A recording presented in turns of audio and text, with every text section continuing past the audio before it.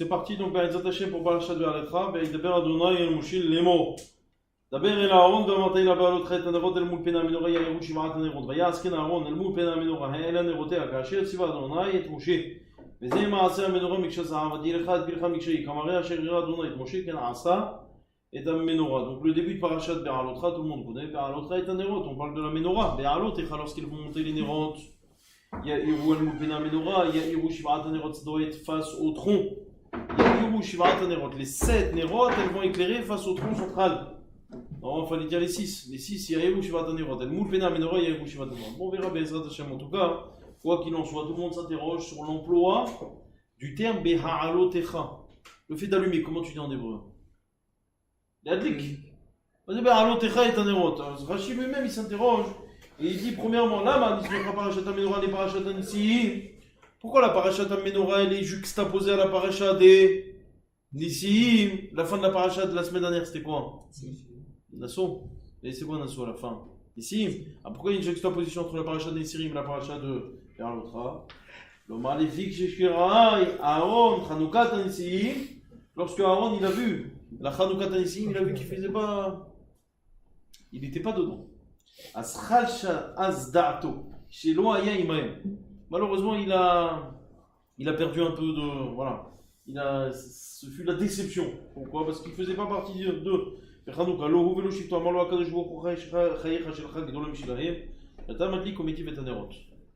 vais te donner une part qui est encore plus grande qu'eux. Parce que toi, tu vas allumer les nérotes. Et ces nérotes-là, elles sont là dans le Molamim. Afilou Gaba le Betamikdash.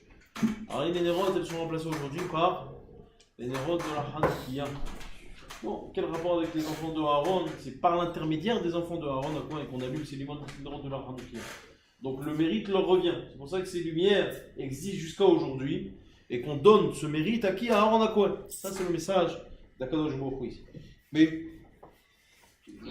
ce dont je voulais parler c'est sur le thème Be'alotecha. Al Shem She'alav Ola Ketiv Be'adlakatan Lashon Aliyah. Puisque lorsque tu allumes un feu, la flamme elle a tendance à monter. C'est pour ça que j'utilise le terme Ba'alotecha, la chose Aliyah. Il faut que tu allumes la flamme jusqu'à que la flamme monte d'elle-même. Il faut que la flamme monte d'elle-même. Quand vous allumez une bougie, à partir de quel moment vous vous retirez? À partir du moment où vous voyez que le foyer que vous avez allumé est un foyer qui est auto-entretenu. C'est là, à partir de ce moment-là, vous vous reculez, il n'y a plus besoin d'allumer. La même chose. Donc le Kohen, en l'occurrence le Kohen Gadol, ici Aaron Kohen, lorsqu'il allumait, il devait être là à attendre jusqu'à que finalement la flamme qui est là s'allume d'elle-même. Ba'alotecha et hanerot. Sur ces psukim-là, il doit y avoir des millions d'explications.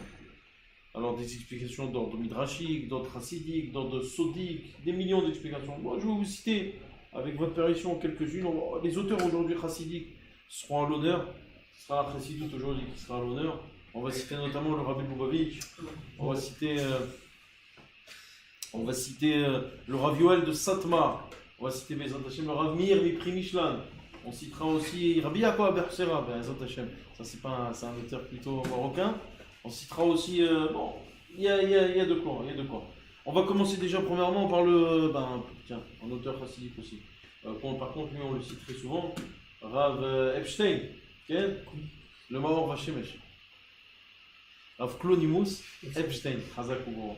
Le Maor Vashemesh, il explique sur les premiers psukim, il dit premièrement, cette image que la Torah donne avec Aaron à Kohen, ça fait référence au tzaddik.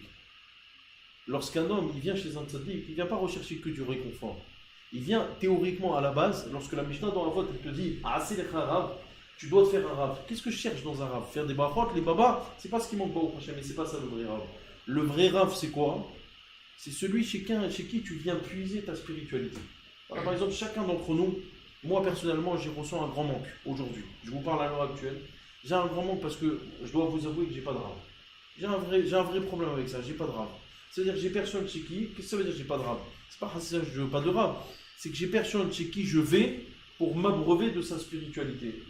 J'arrive pas, j'ai personne. Alors, Bémet, si tu vas en Eretz Israël, peut-être, ou là, il Mistama, tu vas trouver, on va trouver, mais la fonction d'un Rav, c'est ça, s'abreuver de sa spiritualité. Et le Rav doit savoir que lorsqu'un un de ses élèves arrive et vient le voir, ou n'importe quel homme, n'importe quel être humain du Ham Israël vient le voir, il doit rejaillir sur lui une certaine lumière. Et c'est de cela que parle la Torah ici. Sur Aaron à Kohen, qui est justement comparé, on compare tous les tzadikim à Aaron à Kohen, le Kohen Gadol, et à Kohen à Gadol Me'achav.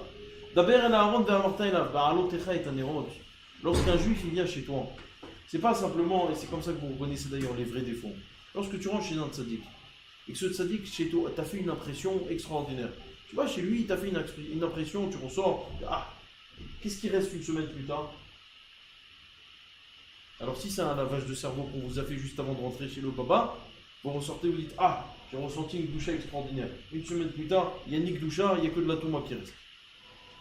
Et là, c'est comme ça que tu reconnais le vrai tzaddik. Il y a Hirouch, il va attendre. Lorsqu'un homme il vient te voir, lorsque tu es tzaddik et qu'un homme vient te voir, tu dois rejaillir sur lui cette lumière, de telle sorte à ce que Ba'alotecha, cette lumière va s'auto-entretenir. C'est-à-dire que ce que tu vas allumer chez lui, cette flamme que tu vas allumer chez lui, c'est une flamme qui va s'auto-entretenir. Ce n'est pas quelque chose qui sera allumé qui va s'éteindre. Ça va s'auto-entretenir. Autrement dit, l'intensité de la lumière que tu vas jaillir, que tu vas rejaillir, eh ben, cette intensité sera suffisante pour que cette personne puisse finalement s'auto-entretenir dans sa spiritualité. Regardez combien des élèves du Baal Shem Tov, même dans la Gemara, arrive si on va voir la Gemara, combien de fois dans la Gemara on voit ces Amoraïm qui allaient sur la Rabbanim? Une fois, il y en a un, la Gemara elle raconte, il me semble que c'est Masret Hagiga, il y en a un qui mettait 6 mois pour aller voir son rab et 6 mois pour revenir. C'est-à-dire que la moitié de l'année, il allait le voir, l'autre moitié, il revenait. Pourquoi? Et on lui disait, est-ce que c'est Kedaï? Ben mettre 6 mois aller, 6 mois retour, c'est Kedaï de le faire. Il disait, bien sûr que c'est Kedaï. Ce que je gagne en un jour, c'est ce que j'aurais jamais gagné en un an. Alors évidemment que c'est Kedaï. Même en un jour, j'arrive à gagner. Parce que lorsque tu vas voir le rab, tu vas t'abreuver de cette spiritualité. Il répond à tes questions, il répond à tes interrogations. Mais en même temps, il t'insère en toi une kidoucha que tu n'aurais jamais pu obtenir tout seul. Ça, c'est le travail du Kohen. Ici, qui est stipulé, qui est stigmatisé par le Kohen. Il y a Yerouba, l'Otecha et Tanerot, il y a Yerouba. Ça, c'est ce qui explique le Ma'or Vashemesh. Pas chou, c'est évident. C'est évident. C'est une facilité déconcertante la réponse. Pourquoi? Parce que on n'est pas des êtres humains qui sont totalement différents. C'est-à-dire que toi et moi, en fait, on est liés. Qu'est-ce qui nous lie? Alors, dans ce monde-ci, ça je l'ai expliqué à Shavuot, je l'ai expliqué rapidement quand j'ai fait le cours sur les Gilgulim, mais qu'est-ce qui nous lie entre nous? Dans ce monde physique, on voit bien qu'il y a un distinguo, il y a une distinction. Toi, c'est pas moi, moi je suis pas toi. D'accord? Et souvent, plus on avance, plus on tend à dissocier les gens. Chacun reste dans son coin, tu vois un mec par terre dans la rue, tu vas même pas t'approcher de lui. Plus on avance dans le temps, et ça fait partie du programme de l'histoire. Mais par contre, là où il y a une certitude, c'est que toi et moi, on forme qu'une seule, on forme qu'un là-haut. C'est-à-dire qu'on fait partie du même bastion. On forme qu'une seule entité.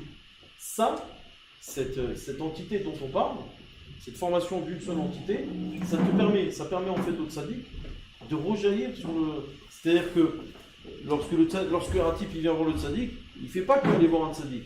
Il fait aller voir aussi ce dont lui il appartient, et la puissance, si tu veux, la ktusha que va insérer le tzaddik. Comment il insère? Justement, parce qu'ils sont liés, on est tous liés. On a la même ramification, on est tous liés.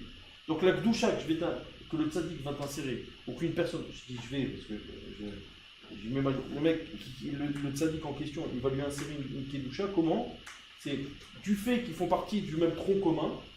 En fait, il va simplement transvaser quelque chose, mais c'est le même tronc. Tu comprends ce que je veux dire? Et le Baal Shem Tov, il donnait cette image. Lorsqu'un homme il vient voir un tzaddik, ça c'est par l'accident ou par le simplement le contact. Simplement le simple contact. Rien que le contact, normalement, un homme doit être à la hauteur de sentir ça. Lorsque tu rentres chez un rave véridique, lorsque tu ressors, tu n'es plus le même. Toi intérieurement, pas émotionnellement c'est bidon, mais toi intérieurement, tu dois ressentir que tu n'es plus le même. Je parle d'un vrai tzaddik. Combien de personnes, les élèves du Baal Shem Tov, ils rentraient chez le Baal Shem Tov, ne serait-ce qu'une seule seconde, ils ressortaient, ils avaient déjà accompli le travail qu'ils devaient accomplir. C'est-à-dire qu'ils sentaient. Et cette histoire chez un des élèves du Baal Shem Tov, qui un jour, il est parti voir son rab. Et il n'a pas pu rentrer voir son Rav parce que le Rav était occupé. Alors quand il est arrivé, il tape à la porte et le Rav il dit c'est qui? Alors il lui dit c'est moi. Alors son Rav il lui dit c'est moi. Il n'y a qu'un seul dans ce monde qui a pu dire c'est moi. C'est Akadosh Baruch Hu. Anochi Hashem Elokecha. L'élève il écoute ça, il repart. Alors, on lui demande, hein? Non, c'est que on lui demande qu'est-ce que mais t'es parti, t'as mis des mois pour aller voir ton Rav et rien que tu tapes à la porte, il t'a fait une petite tochara, tu ressors. Il dit non, vous n'avez pas compris. Tout le moussard que je suis venu chercher, il me l'a résumé en une seule phrase. Et là, je suis reparti.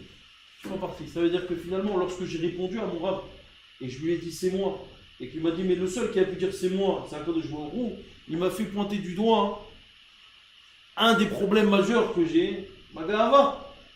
Comment j'ai pu dire?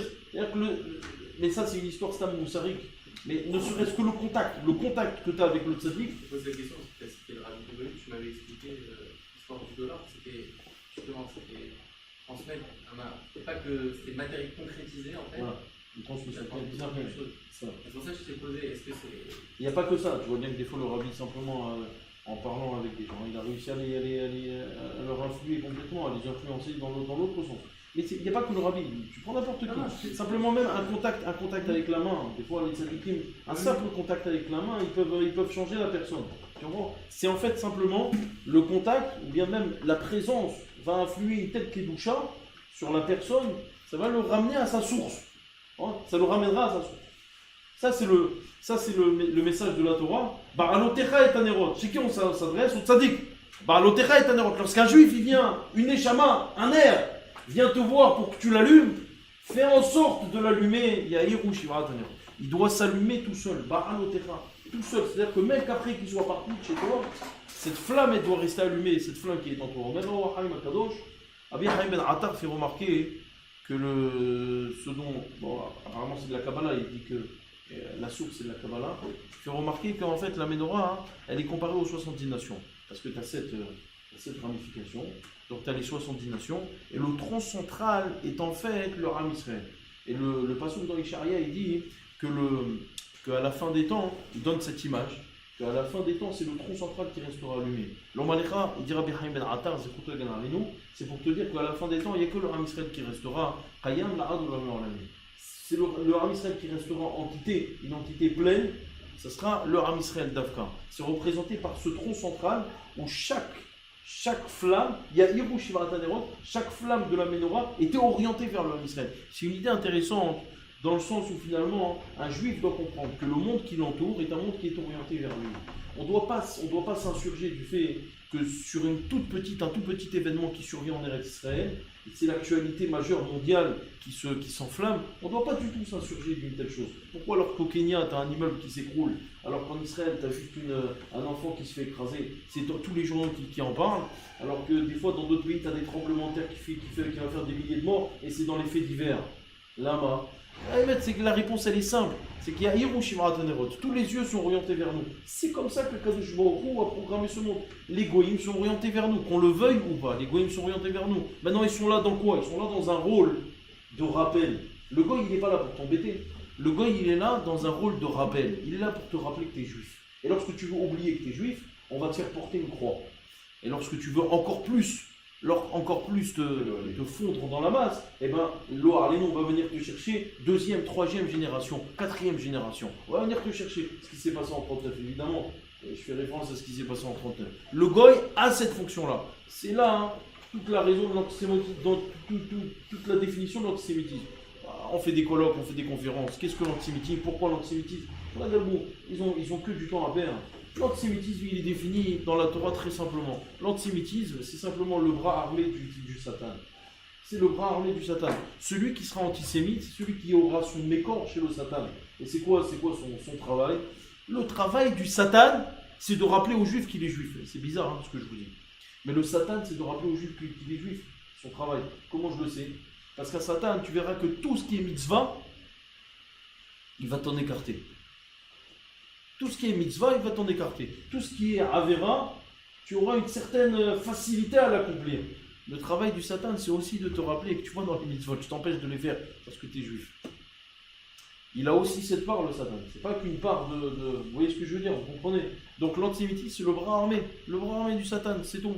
On est là pour nous rappeler qu'on est juif. Très bien, tu veux l'oublier, on te rappellera. Il y a Hiroshima et Nerot. Tous ces Nerot-là, elles sont. Et à la fin des temps, qu'est-ce qui restera? L'armée Israël. Ça, c'est la promesse que nous a fait Akadosh Baruch Hu, on peut être sûr. Et comme ça disait le Chassid l'Avraham, Rabbi Avraham Azoulan, lorsque la guerre de Gog ou Magog surviendra, ou là, peut-être, j'espère pas, mais très bientôt, on peut éviter la guerre de Gog ou Magog. Mais si cette guerre intervient, on s'achemine vers malheureusement ce schéma. Si cette guerre intervient, et dira Rabbi Avraham Azoulan, oi. Alors sachez que c'est toutes les nations qui se battront en Eretz Israël. Okay? Toutes les nations se battront en Eretz Israël. Et quand même, il dit Rabbi Avraham Azoulan, le grand-père du Chida, dans son livre Chesed l'Avraham, malheur à la personne qui se trouvera en Galoute. Malheur à la personne qui se trouve en Galoute. Bon, et Rabotai, je ne suis pas sioniste, mais juste un message. C'est pas moi qui le dis. C'est qu'à la fin des temps, c'est lui qui le dit. À la fin des temps, la terre d'Israël va appeler ses habitants. Celui qui est offré, c'est qui a le mérite d'écouter cet appel, il sera sensible à cet appel et il montera en Eretz Israël. Celui qui ne sera pas sensible à cet appel, il décidera de rester en Chutz Laaretz. Et il dit comme ça, Rabbi Avraham Zoulay, malheur à lui et malheur à sa famille. Parce que qui va lui assurer quoi que ce soit? Personne. La seule assurance qu'on aura, c'est en Eretz Israël. Et la terre d'Israël, à la fin des temps, c'est-à-dire aujourd'hui, va appeler ceux qui sont Zakai, ceux qui sont méritants, va leur faire quelque chose dans le cœur, incompréhensible. Et c'est un appel profond. On va dire, viens, allez, c'est le moment. Il y en a, il faut faire la Aliyah. C'est vrai qu'il y a des difficultés, mais c'est le moment. Cet appel fait partie du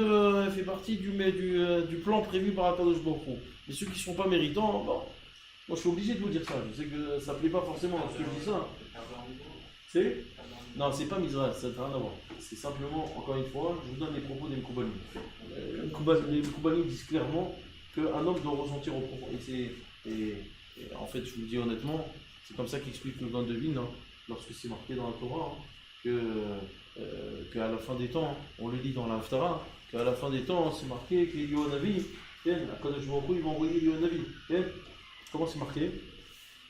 Veishiv levavot al banim, velev banim al avotam.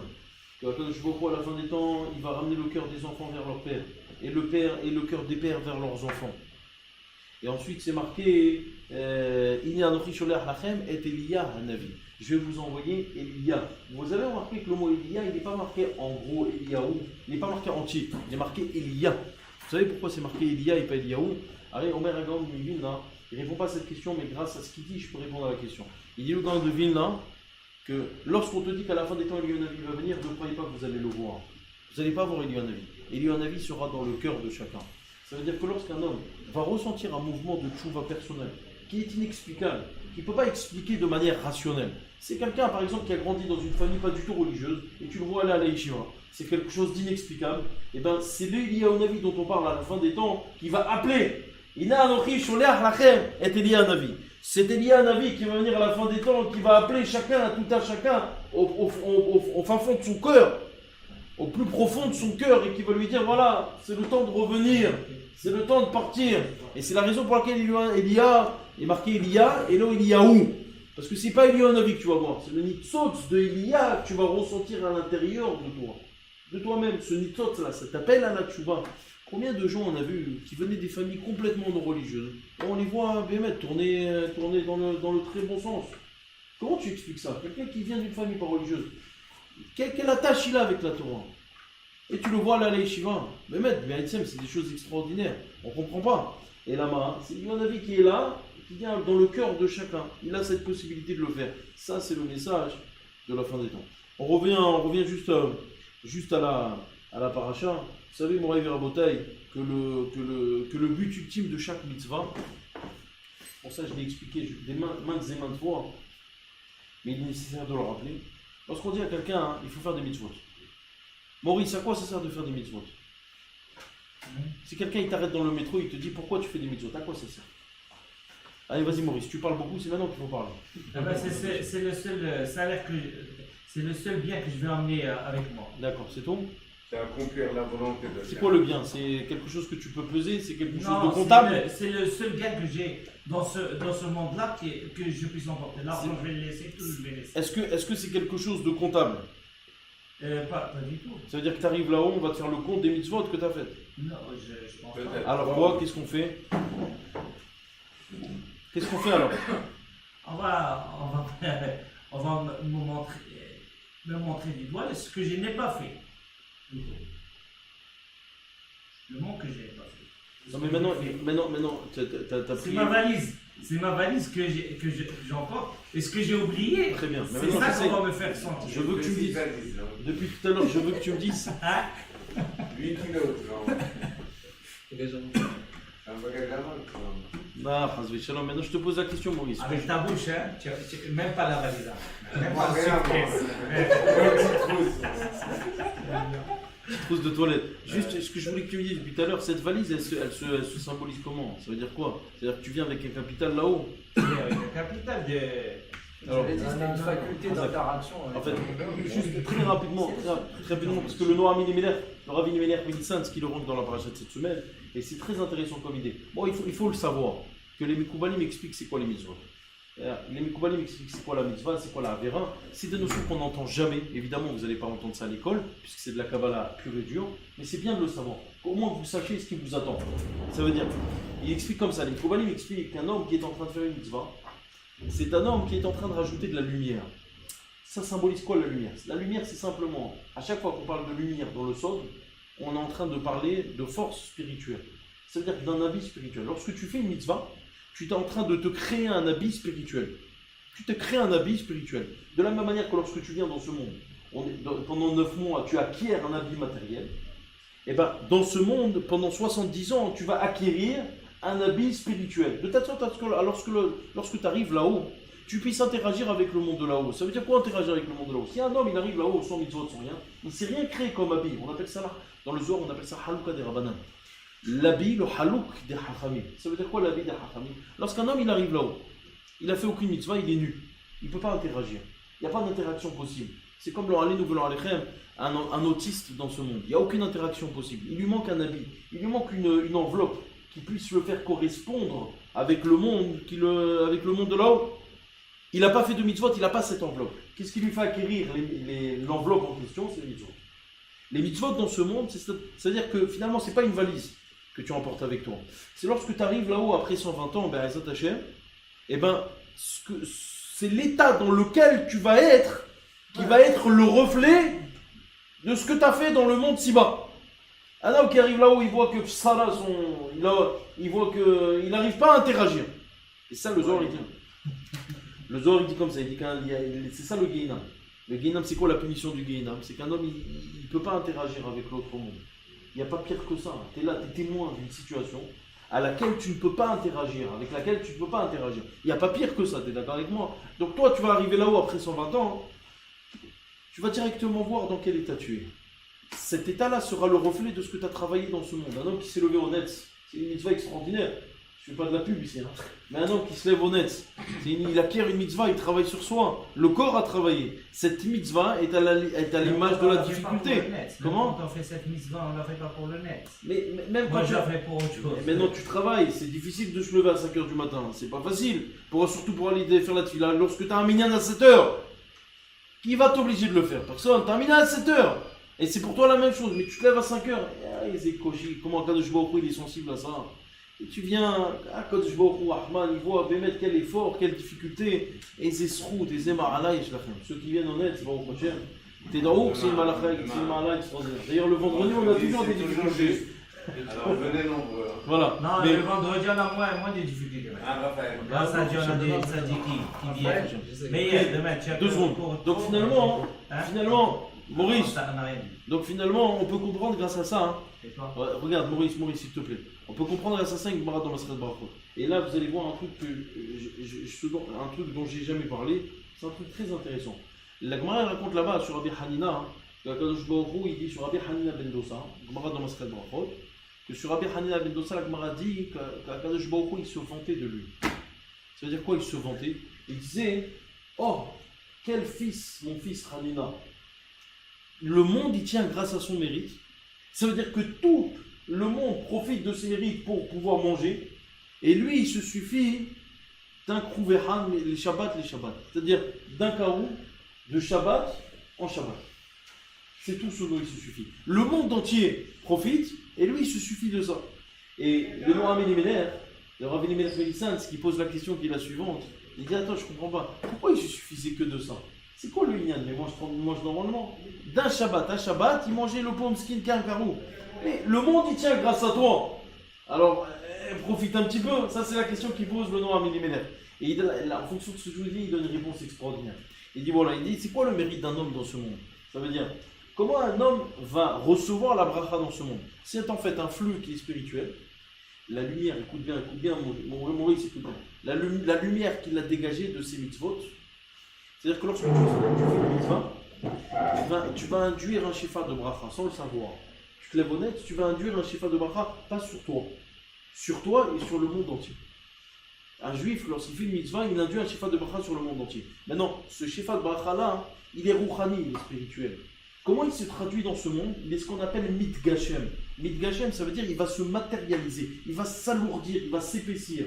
Parce qu'un flux spirituel, il a besoin d'être alourdi, de s'épaissir, pour être concret dans ce monde. La matérialité, c'est-à-dire qu'on ne fait généralement, c'est comme ça que ça se passe, on ne fait parler la spiritualité qu'à travers la matérialité. Donc ce flux-là va se concrétiser à travers ce qu'on appelle un épaississement. Dans la Kabbalah, on appelle ça une idgashmut. C'est-à-dire un épaississement. D'accord? Il dit comme ça, il dit, le tzaddik, il a très bien conscience de ça. Mais il ne veut pas ça. C'est-à-dire le tzaddik, pour lui, il veut que cette bracha-là, ce shefa-là, cette lumière qu'il fait descendre, il veut qu'elle reste là où elle est. C'est-à-dire quoi là où elle est? Dans le monde qui l'attend. C'est ça qu'il veut. Il ne veut pas qu'elle s'épaississe. Il veut que le capital, le flux entier, reste pour là-haut. De telle sorte à ce que lorsqu'il arrive là-haut, il consomme rien. C'est ça qu'on dit à chaque fois qu'un tzaddik qui ne consomme pas dans ce monde. C'est qu'en fait, il veut que le flux ne s'épaississe pas, il ne se traduise pas matériellement, ce qui fait que la spiritualité reste entière et qui va récupérer ce flux entier après 120 ans. Ça, c'est la ma'ala dont se vante Akadosh Baruch Hu sur Rabbi Hanina ben Dosa. Vous avez compris cette notion ou pas? La question c'était finalement tout ce qu'on nous enseigne, c'est dans quel jugement à 120 ans, etc. C'est pas tout ça en réalité. Pas besoin. Non, c'est ça, factice. exactement, c'est factice. Vous l'avez C'est-à-dire à compris. partir du moment où tu es 120 ans, tu es là-haut, il y a besoin de rien. Voilà, c'est pas La factice. notion de tribune céleste, etc. Finalement, si tu arrives là-haut, en arrivant là-haut à 120 ans, tu sais directement quoi t'attends. Il n'y a pas besoin de cette notion de tribune céleste. Mais tu peux très bien imaginer que la personne elle a besoin d'une justification. Elle arrive là, on lui justifie dans l'état dans lequel Pour il la est. mayonnaise, il y a besoin de justification. Oui, Il peut être pistonné aussi. Il n'y a pas de piston là-bas par les enfants, les tzadikim, si on laisse une bonne Yerusha à côté. Yachimi, tes enfants, c'est pas du piston. Tes enfants, simplement, ils vont t'amener du mérite. Mais c'est pas du piston. Ça fait partie du calcul. Il n'y a pas de piston. Il n'y a pas de. Non, j'entends par piston, si on a bien travaillé dans ce monde, on a bien éduqué les enfants, ils sont dans la voie de la Torah et tout, Yachimi, ils interviennent en notre faveur. je suis d'accord avec ton message. C'est là que c'est pas si évident. Hein. Ce que je veux dire par là, c'est que c'est pas. Voilà, le bon travail, il n'est pas si évident. Ce que je veux dire par là, c'est que on a l'impression des fois qu'on est des bons juifs, mais on est loin de l'être. Très souvent, on a cette impression. J'en parlerai à la fin de la paracha. On a l'impression des fois de servir à Kadosh Baruch Hu comme il faut, d'être des gens qui sont les mettre dans le bon chemin. En fait, on est très souvent complètement à côté de la blague. Très souvent à côté de la blague. Bon, c'est. Avec la Shonara, on détruit tout. Exactement. Par exemple. Toi, regarde-moi. Je détruis tout ce que je veux. Et toi, tu parles jamais. Messieurs, réglez vos comptes juste après. On vous laissera Be'ezat Hashem, on assistera à la confrontation. Juste pour voir comment ça se. Mais alors quel rapport avec la paracha? Quel rapport avec la paracha de cette semaine? Il dit comme ça, il dit Ba'alotecha et anerot, el moupen amenora, yaïrou shiva anerot. C'est-à-dire que le tzaddik, ce flux-là dont je vous ai parlé, il veut qu'il reste là-haut. Ba'alotecha et anerot, el moupen amenora. Lui, il veut pas que ça descende, comme ça il explique le nom à Minimère. Il ne cherche pas à ce que ce flux descende. El Moul Pena Menora, il doit rester devant ce qu'on appelle Pena Menora. Hein? en ce qui le concerne à lui, Ah, en ce qui concerne à lui, ça part à lui, ça part à lui. Ça part à lui, mais il Ça Vadaï que sa récompense personnelle, mais Vadaï qu'il désire influer le monde entier, Vadaï, c'est une évidence. Mais Le comptable, c'est pas très rentable. et après, tout ce qui est rentable, je vais de côté pour l'instant. C'est juste El Moul Pena Menora, mais lui il veut que ça reste Moul Pena Menora, face à la Shrina. Pena Menora ici, d'après le nom Amin Elimelech, ça serait la Shrina. Ça c'est l'explication de Rav Elimelech Melissantz sur les premiers psukim. Je vous l'ai dit, hein, ces psukim là sont bourrés de. On avance, c'est parti. Il y a un truc très intéressant. Vous savez qu'ici on parle des Lévim. D'accord, juste après on va parler des Lévim, Krafta et Alvim. Et la Torah te donne un âge pour les Lévim. Elle te donne un âge obligatoire d'entrée en service et un âge obligatoire de sortie de service. Hein, c'est une des rares fois dans la Torah où on voit ça, c'est que les Lévim, Dafka les Lévim, c'est 35 ans pour l'entrée en service et pour la sortie c'est 50 ans.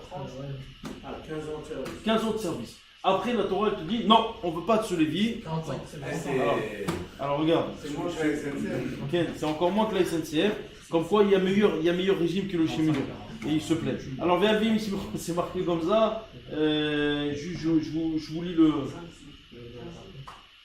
C'est 30 ans l'entraînement. Regarde. Non, c'est 35 ans. Non, parce qu'il y a 5 ans d'apprentissage. Non, mais c'est 25 l'apprentissage. Attends, 2 minutes. Laisse-moi juste retrouver le passo. Vous êtes. Bon, Hachem, ce soir vous êtes actifs, c'est bien. Zot, Hachel Alvim. Miben Hamesh Veisrim Shana Vama'ala. יבוא לצוות צבא בעבודתו אל מועד, ובין 50 שנה ישוב מצווה עבודה ולא יעבודו. Donc, à partir de 25 ans, il entre en service, l'itzvot tsava, mais pendant un service il va apprendre, regarde Rashi à la Makom, il me semble, ou bimkom acher omer miben shiloshim shana. D'un autre côté, c'est marqué 30 ans, et là, ici, tu dis 25. Omer Rashi à Ketsan, miben kafalef balilmod.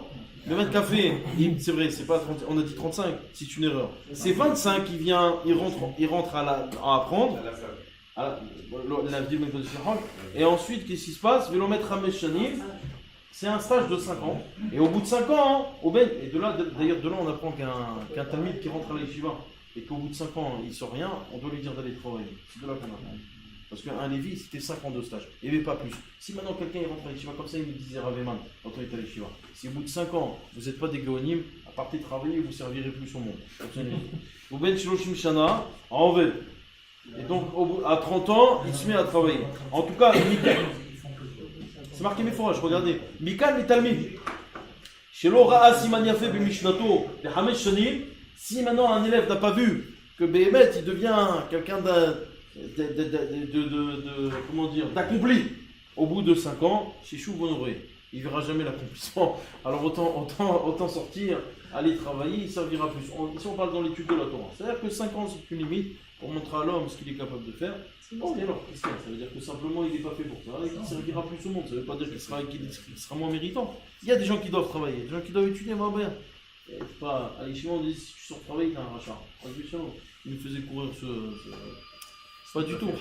Il y a des gens qui sont beaucoup plus tzaddik qui travaillent. Il y a des gens qui. Moi je connais un homme qui travaille, c'est un tzaddik gamour. Un tzaddik gamour. Bien sûr, un tzaddik gamour. Tzaddik nistar, un tzaddik gamour. Je pense qu'il a pratiquement pas de faute dans ses mains. Et là, il travaille, il respecte toute la halachot de Hachem Mishba, toute la halachot. C'est pas quelqu'un qui étudie. Et la main. Pourquoi tout le monde a étudié? Bon. Il explique un autre auteur chassidique, le Rav Avraham Mislonim, que de ces psukim-là, on peut déduire d'ailleurs quel est le travail d'un homme dans ce monde. C'est-à-dire qu'un homme, il vient travailler. Ce travail-là, c'est une guerre. Cette guerre, elle est frontale. Des fois frontale, des fois, on a dit des fois. Mais la guerre contre qui? Contre le Satan. Mais le Satan, c'est qui? C'est lui-même. Des fois, il se personnalise par lui-même. Donc, c'est une guerre qu'il doit accomplir contre lui-même. Et la guerre, elle commence à 25 ans. C'est-à-dire, quelle est vraiment la véritable guerre contre le Yetzirah? C'est pas un homme qui a fait tchouba à 70 ans. Bon, c'est vrai qu'il a un mérite. Il a 70 ans. Quel Yetzirah il a encore? Bon, se lever, il dort pratiquement pas. Les femmes, je pense que c'est terminé. Mais, quoique, bon, il y a même à 70 ans, il y en a qui. Bon, mais bon, en tout cas, quoi qu'il en soit, ils sont des lions. Donc, quoi qu'il en soit, normalement, théoriquement, naturellement, à 70 ans, bon, le type, il s'est plutôt calmé. Il n'est pas directement porté vers ça. C'est facile de faire choix. Et surtout, à 70 ans, il pense à la mort. Un homme arrive à 70 ans, bon, il se dit, écoute, on n'est pas éternel, il voit maintenant son corps décliner, sa santé décliner, il voit ses forces abandonner. Il se dit, on n'est pas éternel. Alors qu'à 25 ans, qui pense à la mort? Personne. Qui pense aux femmes? Tout le monde. Qui pense à ne pas à dormir? Tout le monde. À 25 ans, c'est là, Béhémet, où le travail commence. Le Lévi est l'image du Ben Israël qui veut travailler. Alors on lui dit, tu veux travailler, le vrai travail se situe quand? À 25 ans. À 25 ans. Entre 25 et 30 ans pour faire Et entre 25 et 30 ans pour te... Et à 50 ans, ça y est. À 50 ans, il dit Rabbi Avraham Islonim, t'es plus dans le... T'es plus... Ce que tu as fait, tu l'as fait, Hazak. Ce que tu as fait, tu l'as fait. Et t'es plus dans ce qu'on appelle la force active. Et c'est vrai. Regardez un homme à partir de 50 ans. C'est vrai, Béhémet.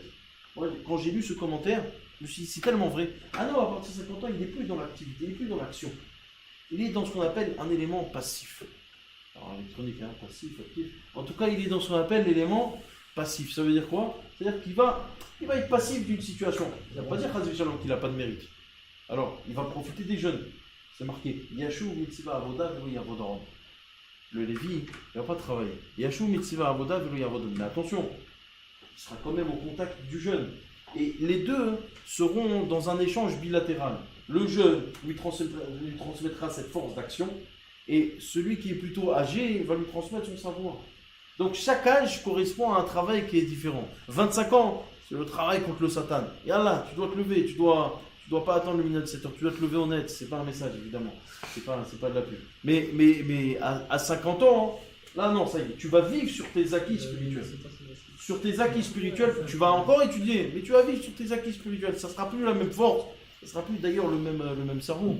Un homme qui a 25 ans, c'est un homme qui réfléchit beaucoup plus vite qu'un homme à 50 ans. Même si l'homme de 50 ans est très intelligent. Et à 25 ans, tu as une réflexion qui est énorme. Les poskim, même sur leur dernier jour, J'ai pas dit le contraire, mais ça s'appelle vivre sur leurs acquis. Ça veut dire que c'est des gens qui ont tellement travaillé entre cet âge-là, que si tu veux, ils ont amené leur cerveau à une valeur par défaut, cette valeur ne descendra jamais. Mais monter au-dessus pendant cette période, il ne montera pas. Tu comprends ce que je veux dire? C'est pas moi qui dis ça, c'est le Rahim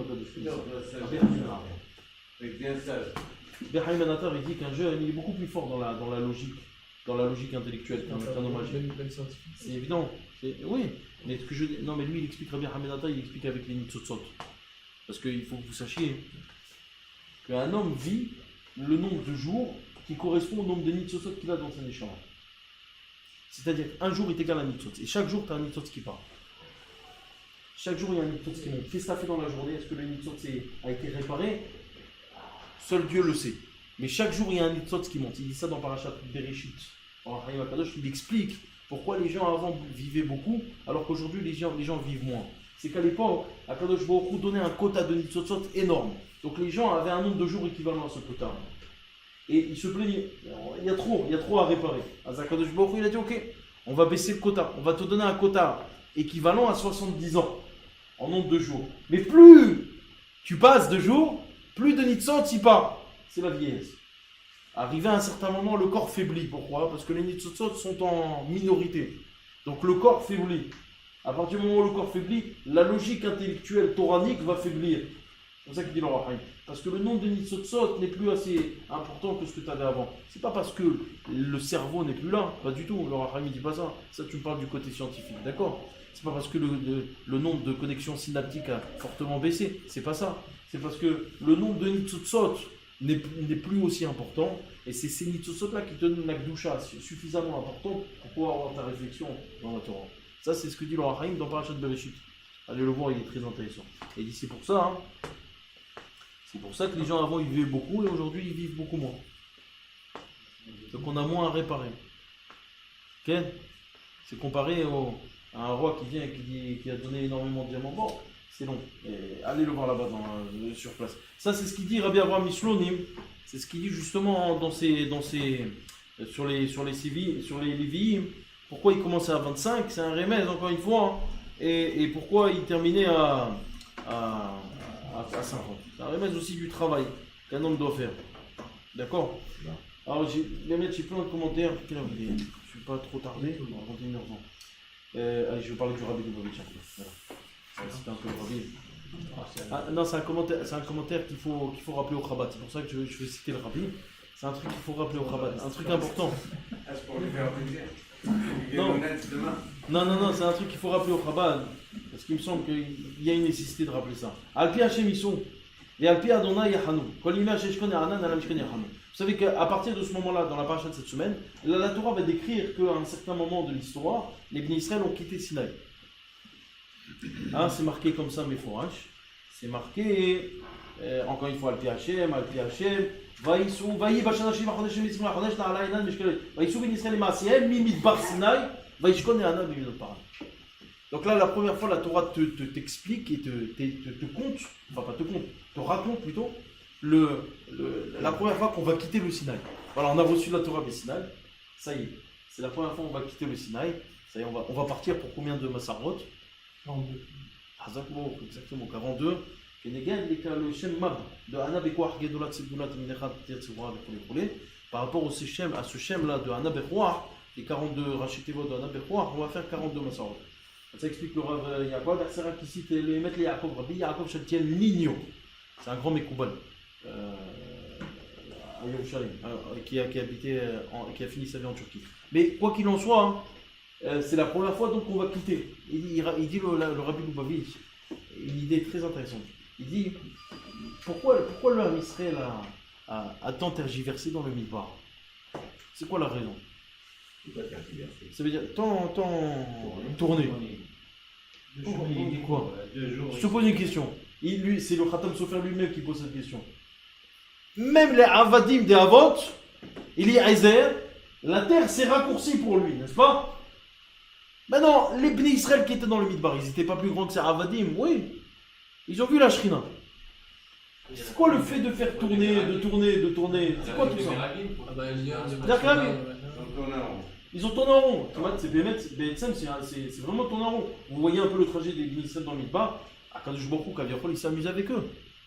C'est quoi tout ça? Qu'est-ce qu'ils sont en train de faire? Omer Rabbi Lubavitch. Allez, la réponse elle est droite. Hazak.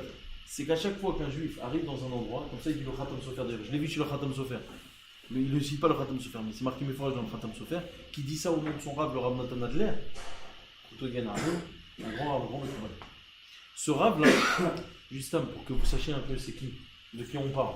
Le Rav Natan Adler, hein, c'était le maître du Khatam Sofer. C'était le Rav, le seul, pas le seul, mais en tout cas le seul Mekoubal dévoilé de Francfort. Vous savez qu'à Francfort, il est interdit d'étudier la Kabbalah. Lui, non seulement il étudiait la Kabbalah, mais il avait une yeshiva de Mekoubalim, mais il ne priait pas Ashkenaz, il priait Sfarad. Et c'était un Ashkenaz. C'était pas... Mais comme il avait pris sur lui le Nossar du Hari, il priait donc... Et ce Rav-là, hein, tellement il était détesté, c'est-à-dire que tellement les gens ne pouvaient pas supporter la Kabbalah à cette époque. Je parle des Juifs, bien sûr, la communauté juive, qu'il y a des gens qui l'ont dénoncé. Ça veut dire quoi, ils l'ont dénoncé? Il avait chez lui c'était quelqu'un de très riche. Il avait chez lui des siffrés Torah en argent. À l'époque, en Allemagne, il était interdit de posséder chez soi des métaux précieux, sans les avoir déclarés auprès des autorités. Maintenant, lui, il avait des siffrés Torah, dont le pourtour du Sefer Torah était d'argent. Alors, il y a des juifs là-bas qui l'ont dénoncé. Il raconte, Rabbi Moshe Sofer, le Khatam Sofer, il raconte ça. Regardez ce que je vous dis, il raconte. Il dit voilà, moi j'étais témoin. Les policiers sont arrivés à la maison et j'étais avec mon Rav, il ne le lâchait pas. J'étais à la maison avec mon Rav. Mon Rav, il a compris tout de suite que c'était des policiers qui sont venus à cause de la dénonciation.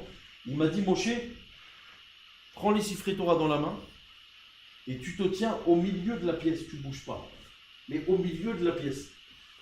Il raconte le Khatam Sofer, il dit comme ça, il dit que j'ai pris les siffrés Torah dans la main, je me suis mis au milieu de la pièce de chez mon Rav. Les policiers tournaient autour, mais ils ne me voyaient pas. Il m'a rendu invisible. Il dit comme ça, Rabbi Moshe Sofer, mon maître m'a rendu invisible. Il a dû prononcer un truc de Kabbalah, il l'a rendu invisible. Il tournait autour, il passait, il était en plein milieu de la pièce, et le Rav, il était assis, il attendait. Il a dit, il m'a rendu invisible. Maintenant, c'est le Khatam Sofer qui raconte, c'est pas n'importe qui, c'est le Khatam Sofer. Alors, c'est pas un petit rigolo qui a vu des choses. Tu dis, c'est moi je te raconte. D'accord? C'est un Rav qui dit qu'il avait une mémoire phénoménale. Et alors, un jour, son élève lui pose la question, il dit Rav, pourquoi tu n'as jamais écrit? Jamais tu as écrit des Kedoshim. Il a dit celui qui écrit, celui qui oublie. Moi, j'ai jamais oublié dans ma vie, j'ai jamais oublié. J'ai jamais rien oublié de ma vie. Toute la Torah que j'ai étudiée, elle est toujours là. Bon, Oh, non, ok, on est très loin de tout ça. En tout cas, lui, il explique, le Khatam Sofer, il dit au nom de Ramnatan Adler, hein, et comme ça le Rabbi le ramène, et pas lui directement. Le Rabbi le ramène parce qu'en fait, à Emet, c'est le Hari qui le dit. Je ne te cache pas que c'est le Hari qui le dévoile. Le Harizal al-Kadosh, il dévoile que tous les Masarot d'Ibn Israël dans le Midbar, c'est pour réparer les Mitzvot HaKedushot de chaque endroit. Et chaque Chacham, si un jour, vous, juifs, n'importe qui arrive, maintenant vous ne savez pas comment vous êtes arrivé dans cet endroit. Par exemple, il y a des grèves, et le RER, il détourne son trajet, il va t'amener dans un endroit perdu.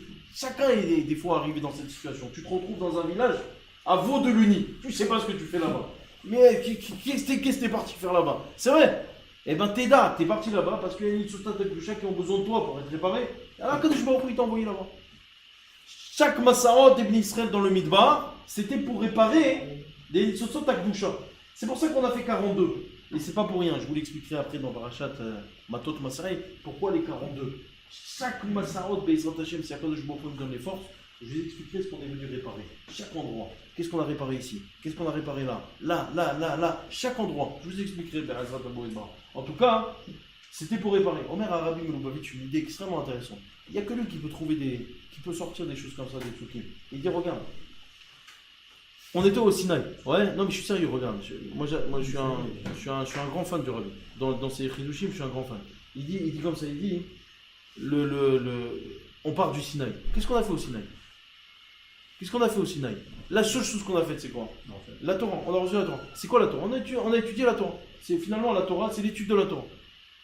Lorsqu'on part du Sinaï, c'est pour aller faire un travail de Mifsaï. C'est-à-dire que tu pars du Sinaï, cette fois-ci tu vas travailler. Tu n'es plus dans l'étude. Cette fois-ci tu es dans le travail. Tu vas te confronter avec la société.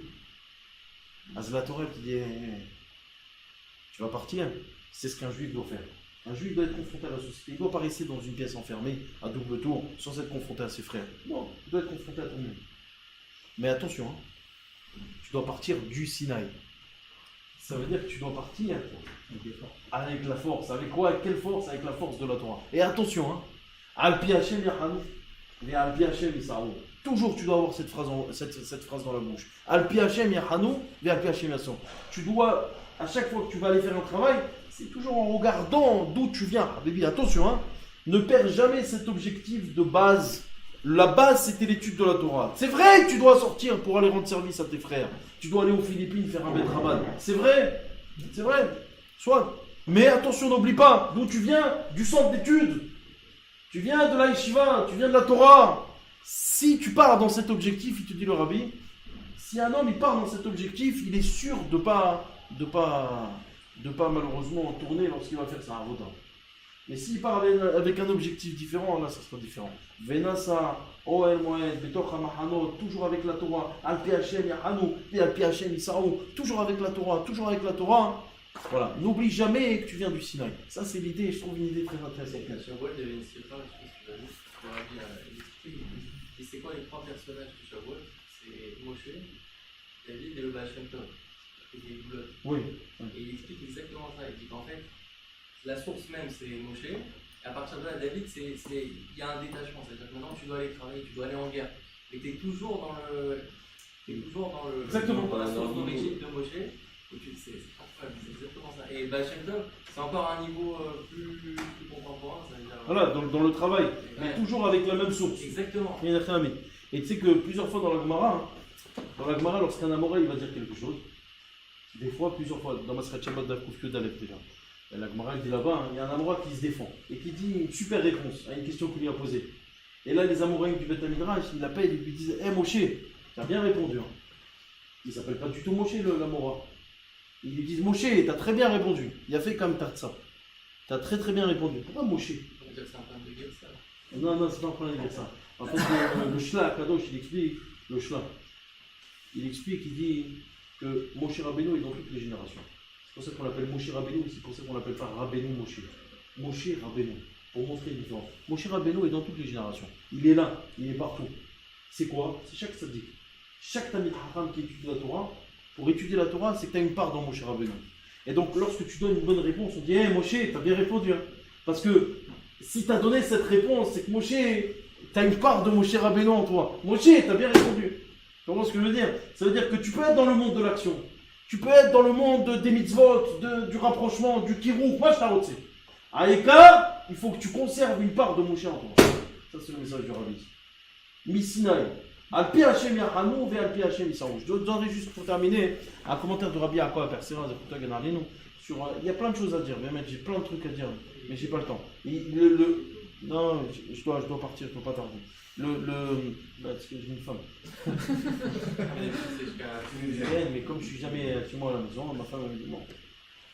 En tout cas, juste, je donne le Rabbi Yaakov Persera, il dit sur un bassou, vous savez qu'il s'agit maintenant d'annoncer au Ham Israël qu'il faut partir. Alors il y avait un signe qu'on faisait quand on devait partir. Je vois il vient chez Moshe, il lui dit c'est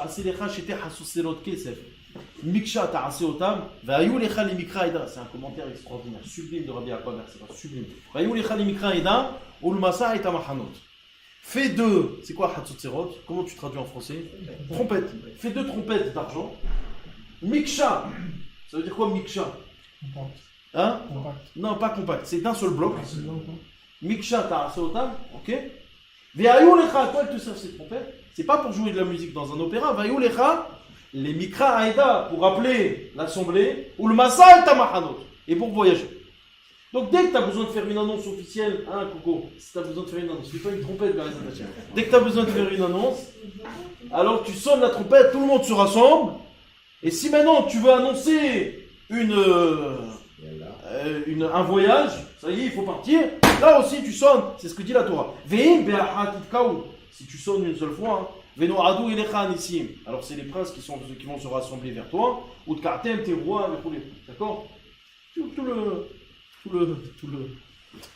le procédé. C'est-à-dire ça me fait rappeler un truc de fou sur ces psukim. Au nom du Rav, d'ailleurs, du Rav Meir Mipri Mishkan, un commentateur extraordinaire. Et il dit Rabbi Yaakov Persera, il est intéressant de remarquer que Hatzotzerot, c'est exactement la même matériel que Sfatayim, les lèvres.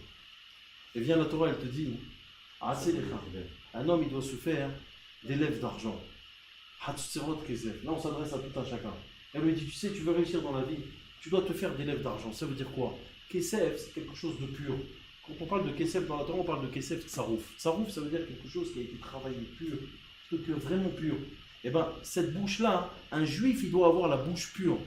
C'est les chad. C'était Hatzotzerot Kesef. Tes deux lèvres, elles doivent être pures. Quand prononcer les paroles de Torah, Vedibarta, bam, bam, vélo, bitvarim, betelim. De quoi tu dois parler? De quoi on doit parler? Vedibarta, bam, de Torah, bam, bam, bam. Vedibarta, bam. En tout cas, c'est de Torah que tu dois parler. Très bien. Et alors, Rabbi Yaakov Persera, à quoi elle te sert cette bouche? Elle te servira surtout pour deux fonctions.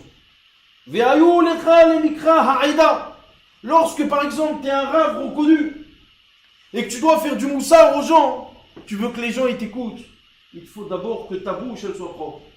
Si ta bouche elle n'est pas propre, comment tu veux que les gens t'écoutent? Les mikra haïda, c'est pour le rassemblement du peuple.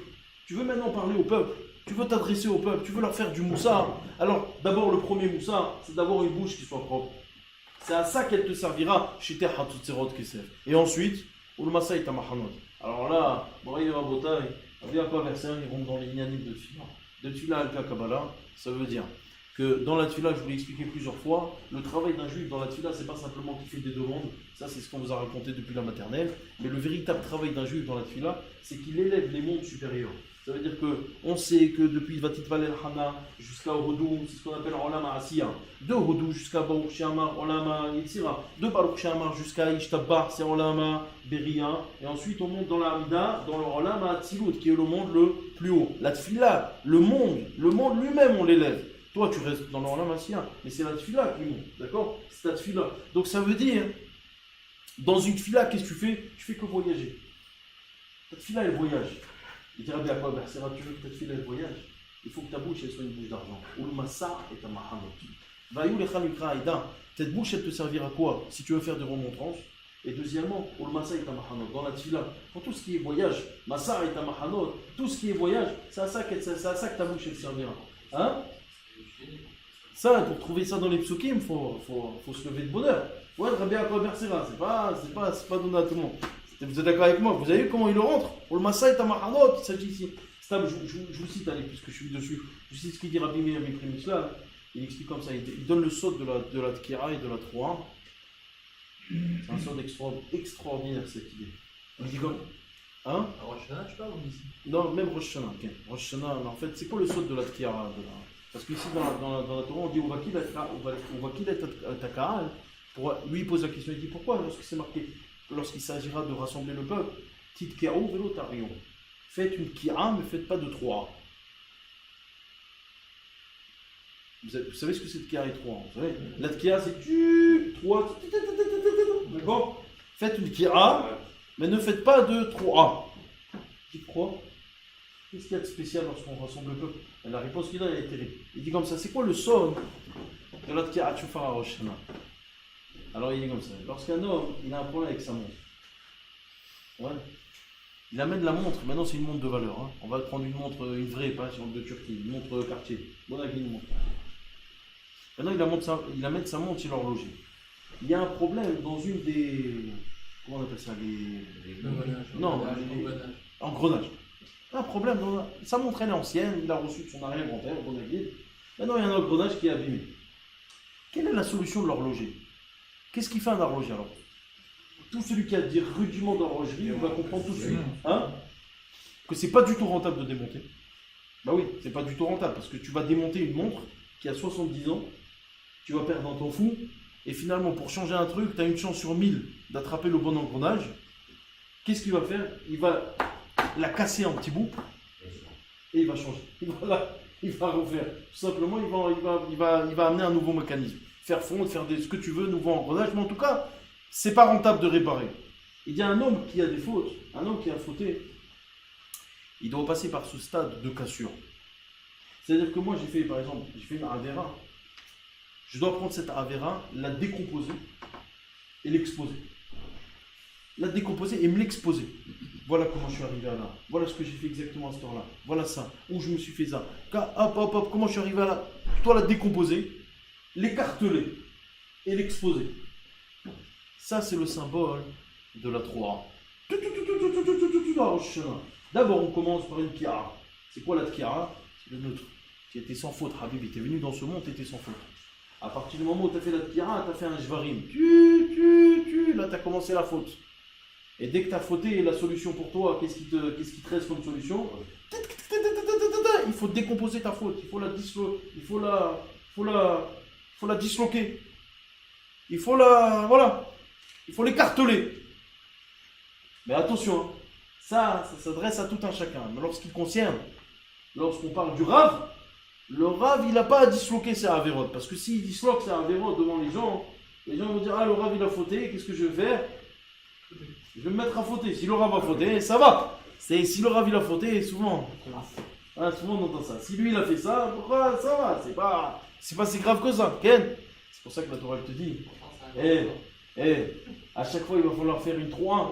Mais attention à Moshe, la Torah, elle s'adresse à Moshe. Ovakil et Takal, Moshe, lorsque toi, tu vas rassembler le peuple et tu vas parler devant tout le monde, alors attention, un petit kéro, fais ta tkira, et l'autre arion. Fais jamais de 3-1. Ne disloque jamais tes fautes. C'est joli ça, hein? Ah oui, ami Primishka. Petite kéro, vélo tarion. Là, tu parleras toujours, parce que les gens, ils ne doivent pas voir une faille en toi. S'ils voient une faille en toi, c'est qu'il y aura une faille dans ton message. Tu dois laisser ton message intact, indemne. D'accord? Ça, c'est ce qu'il raconte. Enfin, ce qu'il raconte. C'est le Emet Leakov. Je peux vous dire encore. La tkira de la fin, il a fait toujours après avoir réparé. Voilà, exactement. C'est le Tashrat. Donc, Kira, Shvarim, t'as fauté. 3A, tu dois disloquer les fautes. Être mefaret, on appelle ça dans la Torah, dans la halakha, mefaret. Et ensuite, la repentance, Kira. C'est le Tashrat qu'on fait à Rosh Hashanah. D'accord? C'est à ça que ça fait référence. Mais bon, après, je te cache pas qu'il y a d'autres. C'est pas le seul truc. Bon, Bémet, il y a plein de choses sur Yoshua, avec Eldad ou Medad. Il y a de quoi parler. Je vais m'arrêter là, parce que vous comprenez que c'est une question de quoi fait. Alors, يروينا نو بيسمح لي بينه وبعقله وزمن كريم يوم من حزاكم الله.